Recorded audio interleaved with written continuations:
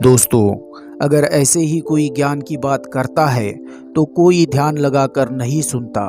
इसीलिए महापुरुष हमेशा अपनी बातों को, अपने ज्ञान को कहानियों के माध्यम से बताते थे, क्योंकि उन्हें पता था कि अगर किसी को उपदेश देना है, ज्ञान देना है, तो कहानियों के माध्यम से कोई भी इंसान सहज तरीके से समझ जाता है। तो मित्रों, भगवान बुद्ध की ऐसी ही कहानी मैं आज आपको सुनाने वाला हूँ, जिसे सुनकर समझकर आपका मन एकाग्र होगा और हर काम में लगने लगेगा, आपके वश में होने लगेगा।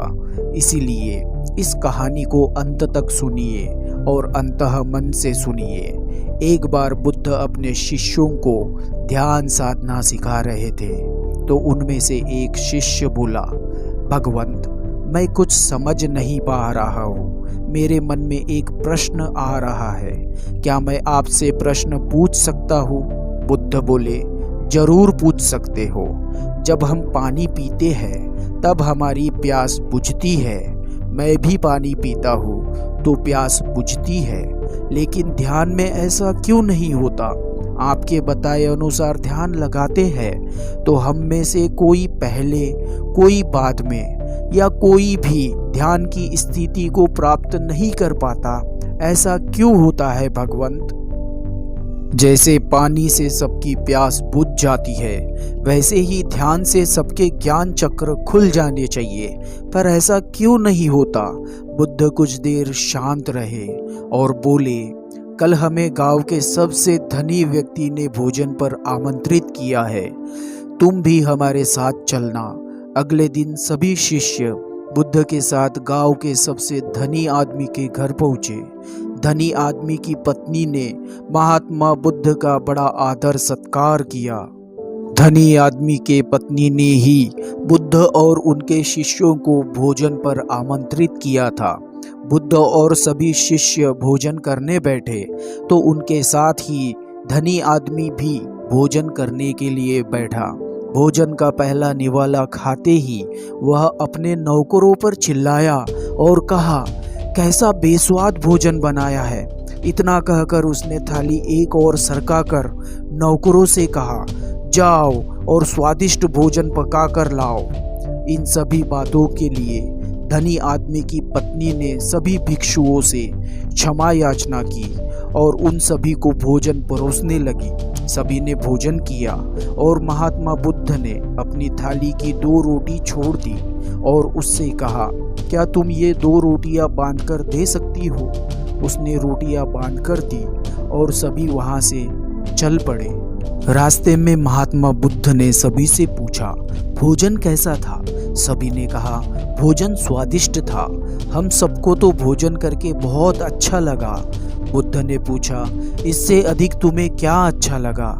शिष्य ने जवाब दिया, भगवंत, मेरी भूख मिट गई, मेरा पेट भर गया। इससे अधिक और क्या अच्छा हो सकता है? बुद्ध बोले, भोजन तो अच्छा था, लेकिन उस धनी आदमी को पसंद क्यों नहीं आया? शिष्य ने कहा, आप ही बताओ भगवंत, हमें तो कुछ समझ में नहीं आया। चलते चलते काफी दूर आने के बाद एक शिष्य ने पूछा, भगवंत, हम तो अपने आश्रम के मार्ग पर नहीं है। वह बोले, चलते रहो।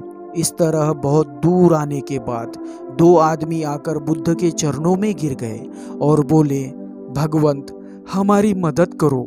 हमने 2 दिन से कुछ भी नहीं खाया है, हम बहुत भूखे हैं। आप कृपया हमें कुछ भी खाने को दीजिए। उन दोनों को आराम से एक पेड़ के नीचे बैठाया गया। बांध कर रखी हुई 2 रोटियों को एक एक करके दोनों को दी गई, जो उस धनी आदमी के स्त्री ने दी थी। रोटी को देखते ही दोनों भूखे आदमियों की आंखों में चमक आ गई। वह दोनों एक एक रोटी खाने लगे और खाते खाते उनकी आंखों से आंसू निकलने लगे। वह रो रहे थे और खाते हुए अपने हाथों को हिला रहे थे, जैसे कि वो किसी की प्रार्थना कर रहे हैं कि हे ईश्वर, तुम्हारा धन्यवाद इन रोटियों के लिए। खाने के बाद दोनों ने बुद्ध को प्रणाम किया और धन्यवाद कहा। तब बुद्ध ने उन दोनों से पूछा, खाने का स्वाद कैसा था? तो दोनों ने कहा, भगवंत, स्वाद का तो पता नहीं, केवल ईश्वर और परमेश्वर की कृपा थी। उन रोटियों में तो साक्षात जीवन था। सभी लोग आगे बढ़ने लगे। बुद्ध ने शिष्यों से कहा, देखो, भोजन वही था, लेकिन एक आदमी को उसमें स्वाद ही नहीं आया।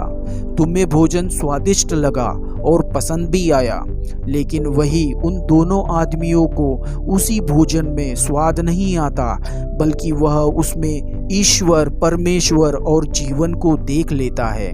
इससे पता चलता है भोजन और आदमी की तृप्ति में भी अंतर है। पहले आदमी को कोई स्वाद नहीं आया, तुम्हें थोड़ा स्वाद आया, और इन दोनों आदमियों को जीवन आनंद की तृप्ति होती है। ऐसे ही ध्यान में होता है। जिनको जितनी प्यास होती है वह उतनी ही जल्दी मार्ग बना लेता है। मन के बारे में भी ऐसा ही होता है। ये तुम्हारे प्रश्न का उत्तर मिल गया। अब तुम्हारा मन तुम्हारे वश में कैसे रहेगा, यह सुनो। जब मन नहीं होता तब हम अपने मन को लगाने की पूरी कोशिश करते रहते हैं। कुछ पढ़ाई में लगाने की कोशिश करते हैं तो कुछ अपने कामों में लगाने की कोशिश करते हैं, लेकिन आपने देखा होगा कि मन कहीं नहीं लगता और लग भी नहीं सकता, क्योंकि इसका काम किसी में लगना नहीं, बल्कि इसका काम है आपको भगाना। इधर से उधर एक चीज़ आपको मिली तो दूसरी चीज़ पर लेकर जाना, दूसरी चीज़ मिली कि तीसरी चीज़ पर लेकर जाना। हमारा मन संतुष्टि को जानता ही नहीं, यह तो सिर्फ पाना जानता है। पाने के बाद भूल जाना, यही मन की आदत होती है। अपनी जिंदगी को देखो और समझो, क्या आपका मन कहीं लगा है, कहीं रुका है, या यह केवल आपको अभी तक भगा कर ले जा रहा है और आप भाग रहे हैं। अब सवाल यह आता है कि अगर मन का काम भगाना है तो क्या हम जिंदगी भर भागते रहेंगे, हम कहीं रुकेंगे? ध्यान से देखो तो जिंदगी ऐसी ही है। जन्म से लेकर मृत्यु तक इंसान भागते ही रहता है, कभी इस चीज के पीछे तो कभी उस चीज के पीछे, लेकिन फिर भी कुछ इंसान अपवाद हो जाते हैं और वह ठहर जाते हैं, आगे भागना बंद कर देते हैं। तब इच्छा और हर चीज उनके पीछे भागना शुरू कर देती है। दुनिया की हर सफलता उनके पीछे चलती है। इसका सबसे बड़ा उदाहरण है गौतम बुद्ध। आम लोग अपने जीवन में कैसे ठहराव ला सकते हैं, हम अपने जीवन में अपने मन को कैसे नियंत्रित कर सकते हैं, और इसका एक ही रास्ता है, ध्यान करना। मन भागता है तो ध्यान उसे ठहराता है। मन लालच देता है तो ध्यान लालच को देखने की दृष्टि देता है। मन कहता है दूसरी चीज़ों को पकड़ ले, ध्यान कहता है जो है पहले उसे तो जान ले। हम ध्यान को लेकर भ्रमित रहते हैं, आंखें बंद करके बैठ जाने को ही ध्यान समझ लेते हैं। एक छोटा बच्चा बहुत ही सुंदर बांसुरी बजाता है और बजाता ही जाता है, तब उसकी सुध बुध बांसुरी की धुन में खो जाती है और वही उसका ध्यान बन जाता है। लेकिन ऐसा इसीलिए होता है क्योंकि उस लड़के को उस बांसुरी को बजाने में आनंद आता है। यही उसकी प्रकृति है, वही कर रहा है जो वह कर सकता है। तब उसके मन में कोई हलचल नहीं होती, ना ही भविष्य की चिंता होती है, ना ही भूतकाल की घटनाओं के विचार। वह केवल वर्तमान के क्षणों में रहता है और यही उसका ध्यान होता है। जो आदमी जो है, अगर वही पूरी तरह से होने लगे तो ध्यान स्वतः ही घटित होने लगता है, एकाग्र होने लगता है। लेकिन जब आदमी कुछ होने की कोशिश करता है तो उसका मन हावी होने लगता है, एकाग्रता टूटने लगती है और तब हम भागने लग जाते हैं। जब हम सब कुछ पा लेते हैं तब भी सोचते हैं कि कुछ रह गया है और यह अधूरी इच्छाएं कभी पूरी नहीं होती। मन की प्रवृत्ति भटकने की होती है।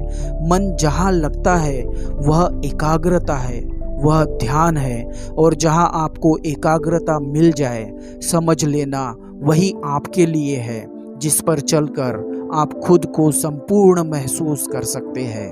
तो दोस्तों, कहानी कैसी लगी कमेंट बॉक्स में ज़रूर लिखें और अच्छी लगी है तो लाइक और शेयर ज़रूर कीजिए और ऐसी ही प्रेरणादायक कहानियों के लिए हमारे चैनल को सब्सक्राइब कीजिए और बेल आइकन पर प्रेस कीजिए।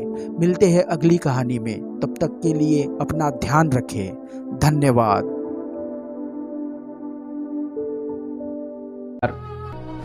अगर वीडियो आपको पसंद आया तो लाइक करें, शेयर करें, कमेंट करें और चैनल को सब्सक्राइब जरूर करें। धन्यवाद।